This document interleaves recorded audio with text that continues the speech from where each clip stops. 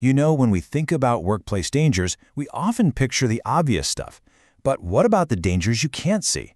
Today, we are diving into two crucial Malaysian safety laws that cover both sides of that coin. We've got the CIMAH regulations, which are all about preventing those huge, catastrophic industrial disasters, and then there's the class regulations, which help us get a handle on the invisible risks of hazardous chemicals. It's a big topic, so let's jump right in.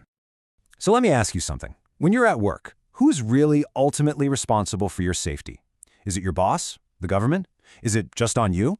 The answer is actually kind of fascinating, and it's really the core idea behind Malaysia's entire approach to keeping people safe on the job. This quote right here, this is the bedrock. It's from Malaysia's Occupational Safety and Health Act of 1994, or OSHA. And it lays out this really powerful idea. Safety is a partnership. It's a shared responsibility. The people who create the risk and the people who work with that risk, they're in it together. And that idea, that principle of shared responsibility, it's basically the blueprint for all of Malaysia's major safety laws, including the two we're talking about today. The whole goal is what they call self-regulation. The idea isn't just to punish people after something goes wrong. It's about creating a culture, a system, where safety is proactive, where you stop accidents before they can even start. Okay, so why are there two different sets of regulations? Well, it's because they're designed to tackle two very different kinds of workplace dangers. You've got your sudden, big bang accidents on one side and your slow, hidden threats on the other. So on one hand, you have the potential for a massive industrial accident. Think fires, explosions, things that are immediate and devastating. That's what CIMAH is built to prevent. And then on the other hand, you've got the quiet, creeping danger from hazardous chemicals. Stuff that could cause harm over months or even years. That's where class steps in. Two totally different problems requiring two very specific solutions. All right, let's look at CIMA first. It stands for Control of Industrial Major Accident Hazards. And the name says it all, right? This law is all about stopping the big one, those industrial accidents that are so large they could affect an entire community.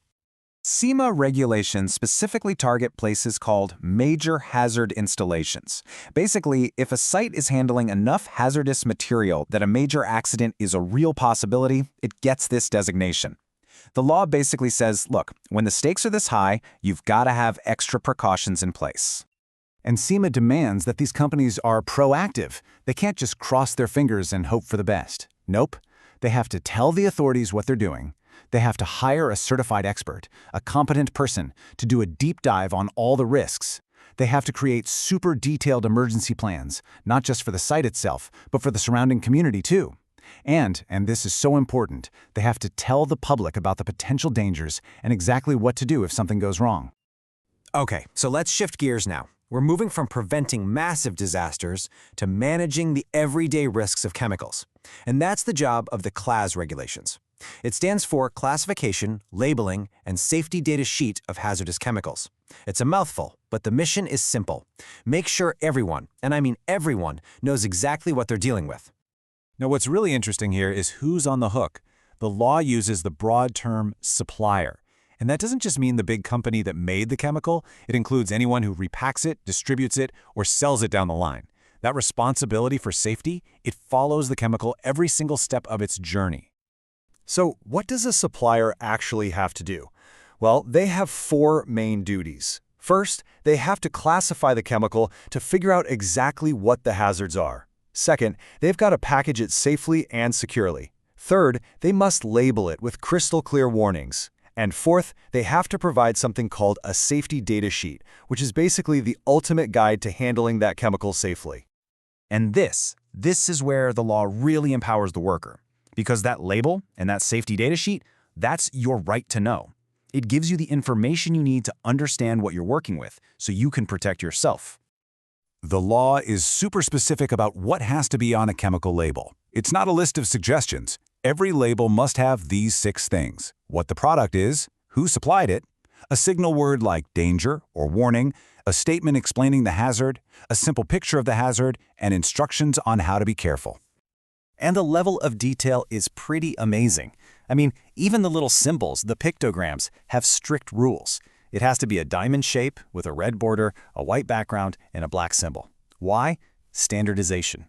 It means that you can recognize a hazard instantly, with just a glance, no matter who made the chemical or where it came from. It's a universal warning sign.